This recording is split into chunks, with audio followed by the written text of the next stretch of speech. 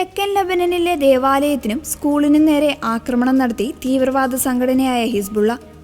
തെക്കൻ ലെബനനിലെ ക്രൈസ്തവ ഭൂരിപക്ഷ ഗ്രാമമായ ജുദൈത്ത് മർജിയൂണിലെ പുരാതനമായ സെന്റ് ജോർജ് ഓർത്തഡോക്സ് ദേവാലയത്തിനും ഒരു പ്രമുഖ സ്കൂളിനും നേരെയാണ് ഹിസ്ബുള്ള ആക്രമണം നടത്തിയത്. കഴിഞ്ഞ വെള്ളിയാഴ്ച നടന്ന ആക്രമണത്തിൽ സെന്റ് ജോർജ് പള്ളിയുടെ മേൽക്കൂരയ്ക്ക് നാശനഷ്ടങ്ങൾ സംഭവിച്ചതായി പ്രാദേശിക മാധ്യമങ്ങൾ റിപ്പോർട്ട് ചെയ്തു. പള്ളിയുടെ മുകളിലുണ്ടായിരുന്ന കുരിശുകളിലൊന്ന് തകർന്നു വീണതായി ഇസ്രായേൽ പ്രതിരോധ സേന പുറത്തുവിട്ട ചിത്രങ്ങൾ വ്യക്തമാക്കുന്നു.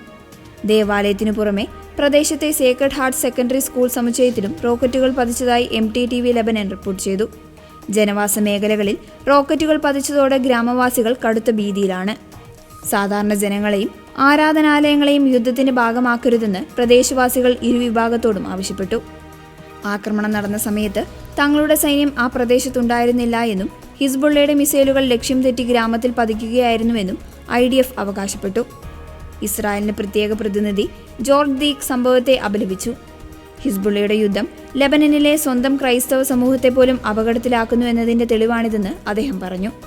ഇറാൻ പിന്തുണയുള്ള ഹിസ്ബുള്ള ഇസ്രായേൽ അതിർത്തികളിൽ ആക്രമണം ശക്തമാക്കിയതിനെ തുടർന്ന് ലെബനനിലെ സൈനിക നീക്കം ഇസ്രായേൽ വ്യാപിപ്പിച്ചിരിക്കുകയാണ്.